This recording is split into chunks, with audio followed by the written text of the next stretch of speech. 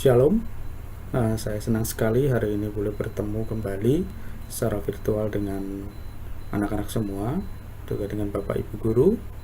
Mungkin yang dari Kosambi baru sudah mengenal Bapak ya, tetapi mungkin dari Green Garden ataupun dari Pangkal Pinang mungkin sekilas pernah melihat ya dalam video sebelumnya. Nama Bapak Matius Mardani dan mengajar di SMP Kalam Kudus 3 Jakarta. Dan hari ini kita akan bersama-sama belajar akan kebenaran firman Tuhan. Pada kesempatan ini kita boleh bersyukur bertemu kembali dalam keadaan yang baik, meskipun di tengah pandemi, di tengah situasi yang tidak bisa membuat kita bertemu secara langsung. Lewat pertemuan virtual ini kita tetap bersemangat untuk beribadah, berbakti kepada Tuhan. Sebelum kita mendengarkan firman Tuhan, marilah kita bersama-sama mempersiapkan hati kita bersatu di dalam doa. Terima kasih Tuhan Yesus, kami bersyukur karena anugerah dan pertolongan Tuhan. Pada kesempatan ini kami boleh memuji, memuliakan nama Tuhan, dan sebentar kami akan mendengarkan sabda kebenaran Tuhan. Terima kasih Tuhan, urapi hamba-Mu, urapi setiap anak-anak yang mendengar, dan biarkan kami semua ada di dalam kuasa Tuhan dan Roh Kudus yang pimpin kami. Di dalam nama Tuhan Yesus Kristus kami siap mendengarkan firman-Mu. Haleluya. Amin.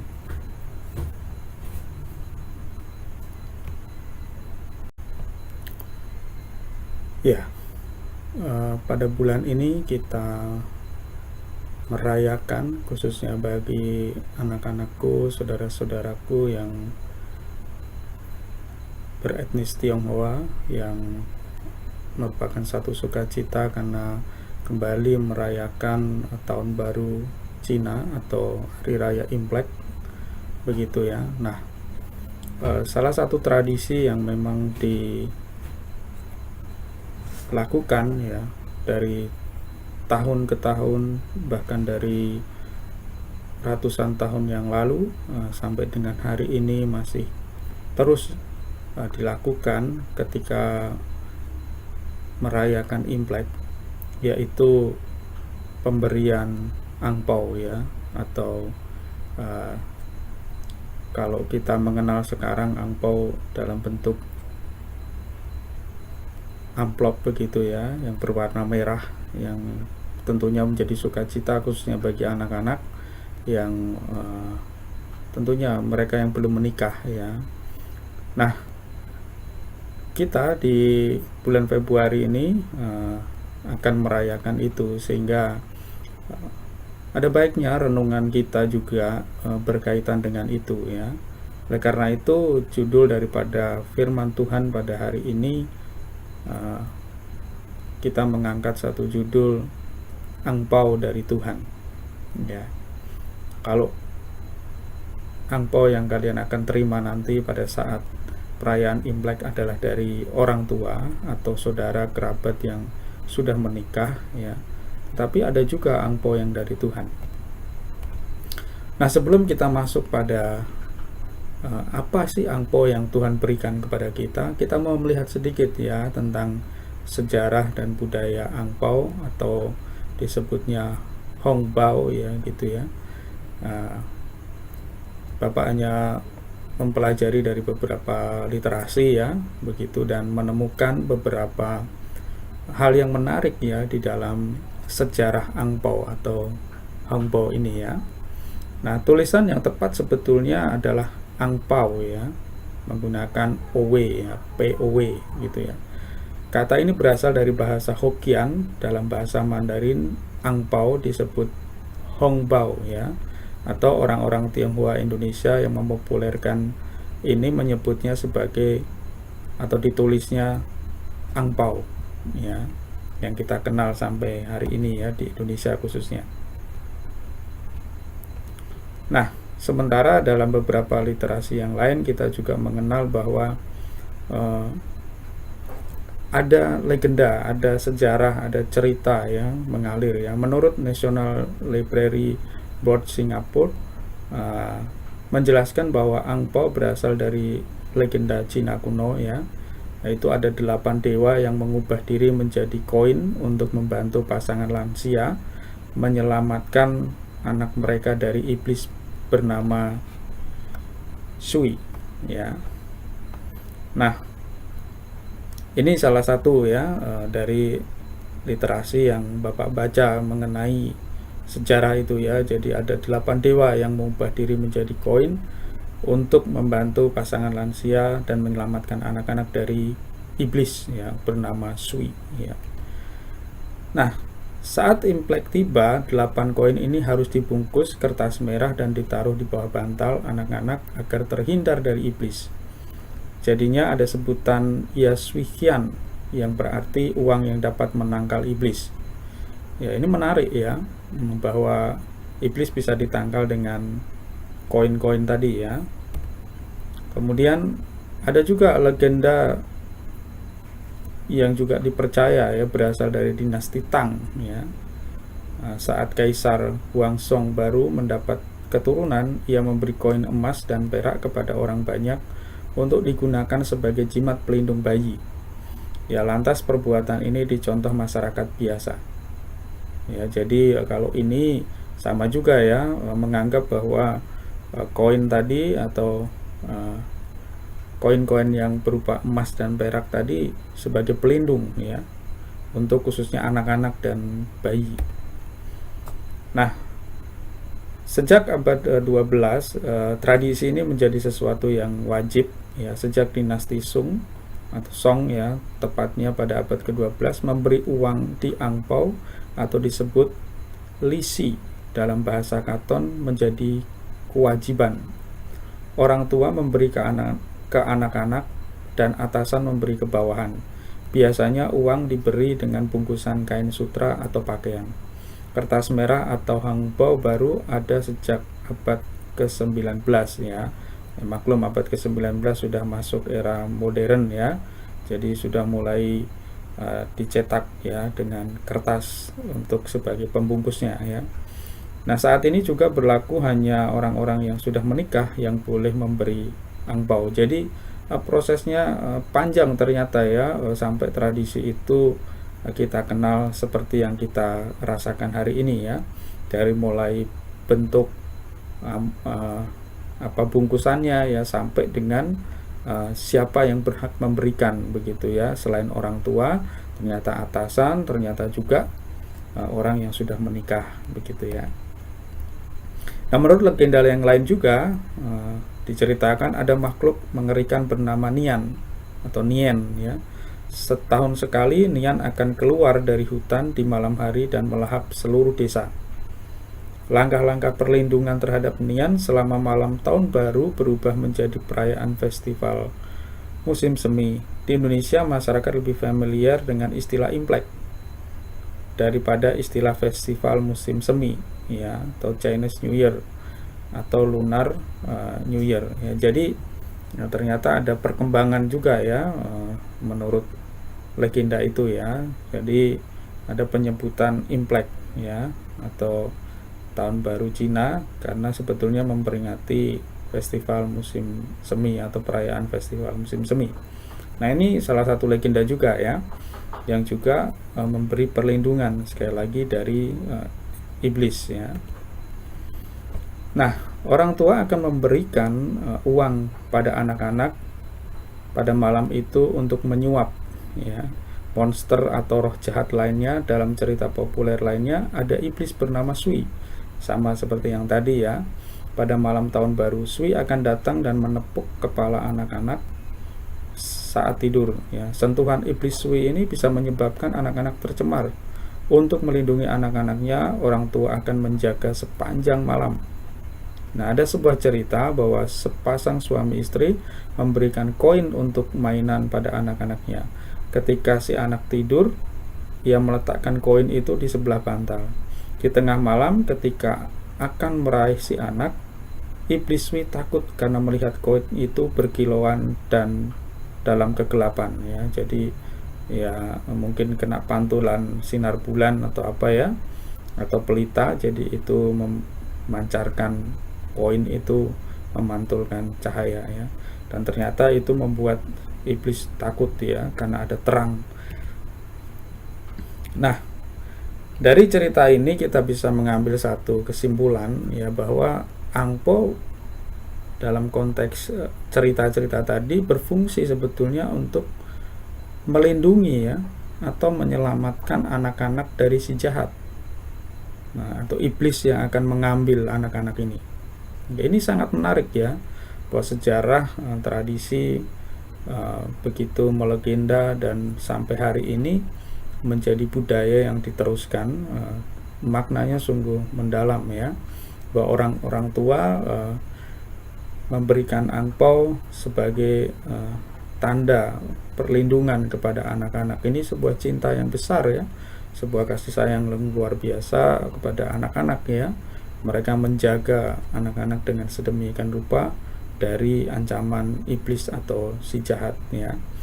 Jadi ada hal yang sangat unik ya, bahwa sejak dulu ternyata manusia bersama dengan iblis ini bertentangan ya. Dan kita tahu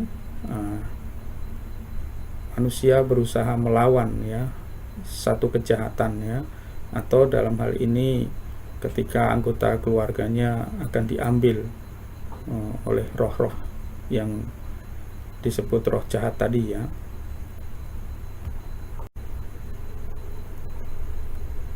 Nah, ini tentunya sangat berkaitan dengan iman Kristen kita ya, bahwa kita juga membutuhkan penyelamat. Kalau anak-anak membutuhkan penyelamat dalam konteks legenda tadi ya, melalui angpau-angpau ya, orang tua menyerahkan keselamatan anak-anak mereka pada koin, pada angpau ya, atau pada bahan-bahan tadi, benda-benda tadi, untuk menyelamatkan dari cengkraman si jahat. Nah, ternyata Allah pun juga memberikan kita satu anugerah ya, atau kita menyebutnya juga sebagai angpau, karena sebagai tanda atau sebagai wujud untuk menyelamatkan kita ya. Jadi Tuhan juga memberi angpau yang terbesar kepada kita, karena angpau tadi seperti cerita adalah fungsinya menyelamatkan, membawa kita keluar dari cengkraman si jahat ya. Nah, si jahat di sini kita bisa mengartikan sebagai dosa ya. Bagaimanapun manusia telah jatuh di dalam dosa, hidup dalam kegelapan. Oleh karena itu kita membutuhkan terang ya, seperti koin tadi, yang menyelamatkan, yang membuat kita tetap hidup di dalam anugerah Tuhan. Nah, kita membaca satu bagian firman Tuhan sebelum Bapak melanjutkan bagian ini ya. Di dalam Efesus 2 ayat 1 sampai 10. Kamu dahulu sudah mati karena pelanggaran-pelanggaran dan dosa-dosamu. Kamu hidup di dalamnya karena kamu mengikuti jalan dunia ini. Karena kamu menaati penguasa kerajaan angkasa, yaitu roh yang sekarang sedang bekerja di antara orang-orang durhaka. Sebenarnya dahulu kami semua juga terhitung di antara mereka, ketika kami hidup di dalam hawa nafsu daging dan menuruti kehendak daging dan pikiran kami yang jahat. Pada dasarnya kami adalah orang-orang yang harus dimurkai, sama seperti mereka yang lain. Tetapi Allah yang kaya akan rahmat, oleh kasihnya, oleh karena kasihnya yang besar yang dilimpahkannya kepada kita, telah menghidupkan kita bersama-sama dengan Kristus, sekalipun kita telah mati oleh kesalahan-kesalahan kita. Oleh kasih karunia kamu diselamatkan. Dan di dalam Kristus Yesus Ia telah membangkitkan kita juga dan memberikan tempat bersama-sama dengan Dia di sorga, supaya pada masa yang akan datang Ia menunjukkan kepada kita kekayaan kasih karunia-Nya yang melimpah-limpah sesuai dengan kebaikan-Nya terhadap kita dalam Kristus Yesus. Sebab karena kasih karunia kamu diselamatkan oleh iman, bukan hasil usahamu, tetapi pemberian Allah. Itu bukan hasil pekerjaanmu. Jangan ada seorang atau ada orang yang memegahkan diri, karena kita ini buatan Allah, diciptakan di dalam Kristus Yesus untuk melakukan pekerjaan baik yang dipersiapkan Allah sebelumnya. Ia mau supaya kita hidup di dalamnya. Sungguh berita firman yang luar biasa buat kita ya. Nah, kita atau kalian ya, kalau boleh Bapak bertanya kepada kita semua, siapa di sini yang bisa hidup baik, ya, bisa melakukan perbuatan baik dengan sempurna? Siapa yang dalam setiap hari kehidupan kita yang kita jalani tidak pernah melakukan kesalahan? Siapa yang di sini ya tidak pernah melakukan kesalahan sepanjang hidupnya atau melanggar hukum daripada Tuhan? Saya rasa tidak ada. Sebaik-baiknya kita, tetap saja ada kelemahan, tetap saja kita tidak bisa menjadi sempurna dalam perbuatan baik kita. Dari 10 mungkin perbuatan baik kita, paling tidak pasti ada satu yang mungkin juga tidak sempurna ya. Karena kita pada dasarnya lemah. Kenapa? Karena kita telah jatuh di dalam dosa. Kita telah menjadi budak dosa. Dan keinginan-keinginan kita itu lebih menuruti keinginan-keinginan yang jahat daripada yang baik ya.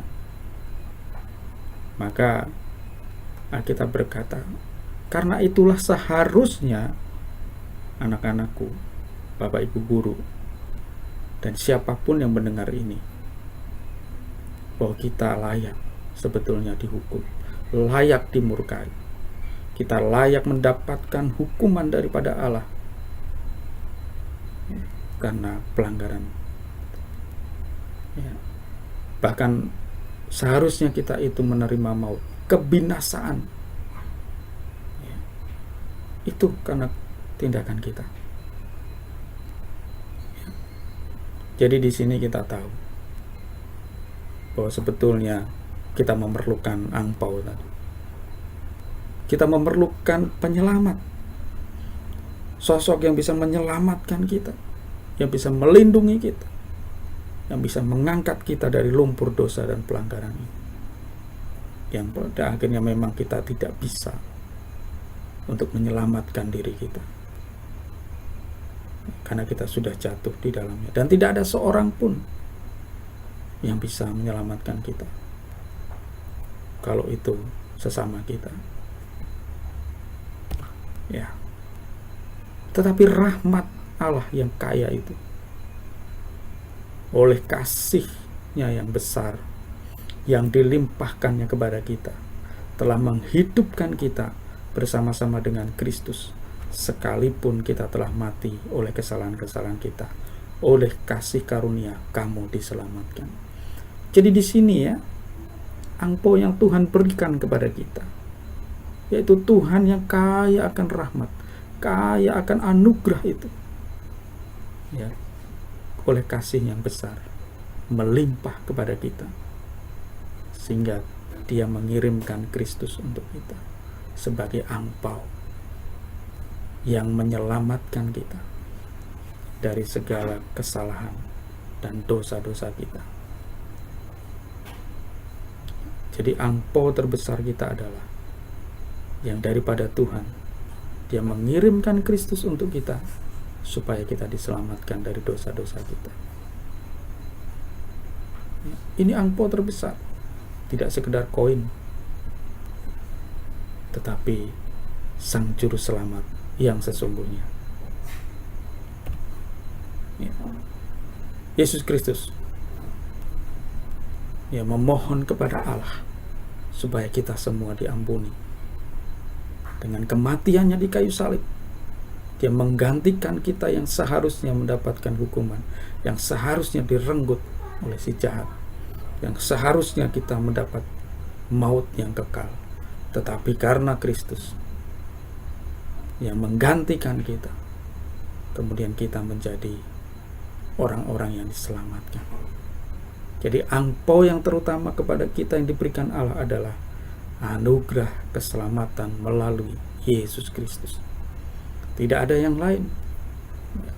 Maka di dalam Efesus 2 ayat 8 dikatakan, sebab karena kasih karunia kamu diselamatkan oleh iman, itu bukan hasil usahamu, tetapi pemberian Allah.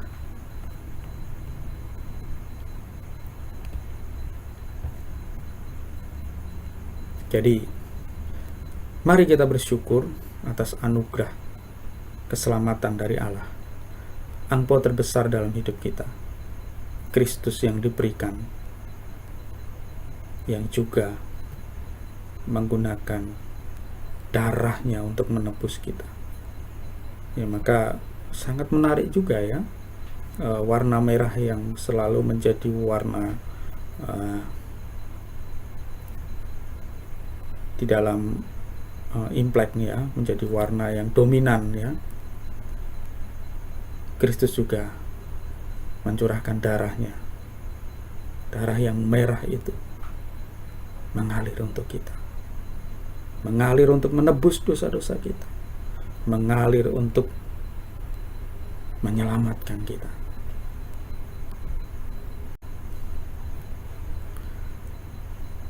Nah sekarang, kalau kemudian kita sudah menerima angpau, apa yang kita lakukan? Ya, kalau kalian sudah biasa setelah selesai acara Imlek ya, menerima angpau, dihitung berapa jumlahnya ya. Kadang-kadang Bapak iseng juga ya, nanya-nanya kepada anak-anak ya, dapat angpau berapa, lalu digunakan untuk apa ya. Macam-macam ya, ada yang digunakan untuk membeli smartphone yang baru, ada yang digunakan untuk kemudian membeli barang-barang yang lain, atau bahkan ditabung, atau juga diberikan kepada orang tua ya untuk berbagai keperluan ya, dan banyak lagi ya. Berbeda-beda ya, setiap anak menerima besarannya. Tetapi angpau yang daripada Tuhan ini sama untuk kita semua. Ya, oleh karena itu tidak ada perbedaan. Kita menerima anugerah yang sama. Tidak peduli siapa kamu, dari mana kamu, keluargamu seperti apa, kita semua menerima hal yang sama, menerima anugerah yang sama, angpau keselamatan yang daripada Tuhan melalui Yesus Kristus. Karena itu hari ini kita yang menerima itu, mari kita percaya kepada Tuhan Yesus yang telah menyelamatkan kita. Dan oleh karena itu orang Kristen, orang percaya kepada Tuhan, kita meyakini bahwa kita yang sudah diselamatkan ini, setiap kali kita melakukan pekerjaan baik, itu sesuatu bukan lagi sebagai cara untuk mendapatkan keselamatan, tetapi sebetulnya kita sedang berjalan dalam rencana Tuhan ya. Kenapa?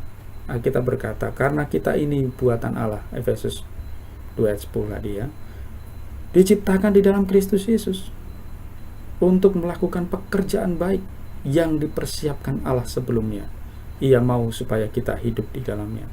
Bayangkan ya, ini yang saya berikan warna kuning, untuk melakukan pekerjaan yang baik yang dipersiapkan Allah sebelumnya. Kalau itu dipersiapkan, berarti sudah direncanakan oleh Tuhan. Oleh karena itu, hidup yang kita jalani adalah hidup di dalam anugerah dan direncanakan oleh Tuhan ya. Jadi mari di akhir ini Bapak ingin mengajak, terimalah angpau yang daripada Tuhan ini, dan mari kita hidup di dalamnya. Dan setiap pekerjaan yang baik yang kita lakukan, kita percaya bahwa itu bukan untuk hal yang lain, tetapi kita sedang berjalan dalam rencana Tuhan. Maka setiap kali kita Bapak berdoa, Bapak meyakini bahwa kalau hari ini Bapak masih diberikan kesempatan untuk menghirup napas ini, menghirup udara ini, menikmati kehidupan ini, berarti ada rencana Tuhan yang sedang berjalan. Jadi setiap yang kita lakukan seharusnya adalah kebaikan, adalah kebenaran, adalah cerminan daripada anak-anak yang kita ini adalah buatan Tuhan yang diciptakan dalam Kristus. Kenapa di dalam Kristus? Karena kita dilahirkan kembali di dalam Kristus. Kita dijadikan manusia baru di dalam Kristus yang harusnya kita binasa, maut dan mati. Tetapi Kristus menyelamatkan kita. Angpau yang Tuhan berikan itu menyelamatkan kita. Jadi hidup kita sekarang harusnya di dalam Kristus Yesus. Jadi mari kita bersyukur untuk angpau yang Tuhan berikan ini sangat luar biasa. Kita mendapat anugerah keselamatan. Kita bisa menikmati hidup ini dengan sukacita. Dan mari kita berbuat baik, melakukan sesuatu yang baik. Karena kita percaya rencana Tuhan berjalan di dalam kita. Karena Yesus Kristus di dalam kita. Amin. Demikian kita merenungkan bagian ini pada kesempatan ini, dan kita berdoa. Kita bersyukur untuk anugerah Tuhan. Siapapun kita yang mendengar hari ini di rumah, di tempat Anda masing-masing, Tuhan memberi angpau yang terbesar. Tidak peduli siapapun Anda, dari latar belakang apapun Anda, Tuhan memberi angpau yang terbesar. Mungkin di tengah COVID ini jumlah angpaunya mungkin berkurang, tetapi terimalah angpau yang daripada Tuhan ini, karena ini memberi kita hidup yang kekal. Terima kasih Tuhan Yesus untuk setiap anugerah yang Tuhan berikan kepada kami, dan terutama anugerah angpau terbesar melalui Yesus Kristus yang mati di kayu salib menebus dosa-dosa kami. Dan hari ini Tuhan, kami menerima Engkau Tuhan sebagai Tuhan dan Juru Selamat kami. Dan kami menyadari Tuhan betapa kami menerima rahmat yang luar biasa daripada Tuhan, anugerah yang sungguh dahsyat bagi kami Tuhan. Oleh karena itu Tuhan, kami menyerahkan diri kepadamu. Ampuni segala dosa kami Tuhan. Urapi kami Tuhan, dan pulihkan kami Tuhan. Dan kami akan hidup sebagaimana hidup di dalam Kristus. Kami percaya bahwa hidup kami sekarang direncanakan oleh Tuhan, karena kami ada di dalam Kristus Yesus yang menyelamatkan kami. Berkati setiap anak-anak-Mu Tuhan, setiap Bapak Ibu Guru, dan setiap kami mendengar Tuhan. Dan kiranya firman-Mu ini Tuhan menjadi berkat yang boleh menguatkan kami, menghiburkan kami Tuhan, di tengah keadaan kami, di tengah ketidakberdayaan kami menghadapi dosa Tuhan. Bahkan juga di tengah kondisi kami saat ini Tuhan. Kami bersyukur karena anugerah Tuhan. Terima kasih Tuhan Yesus. Inilah berita firman yang boleh hamba-Mu sampaikan. Kiranya Roh Kudus terus berbicara kepada setiap kami, memberi kami pengertian, memberi kami hikmat, sehingga firman ini boleh bertumbuh, berbuah di dalam hidup kami. Bahkan kami lakukan Tuhan di dalam kehidupan kami. Di dalam nama Tuhan Yesus kami sambut berkat firman-Mu ini dengan penuh sukacita. Haleluya. Amin.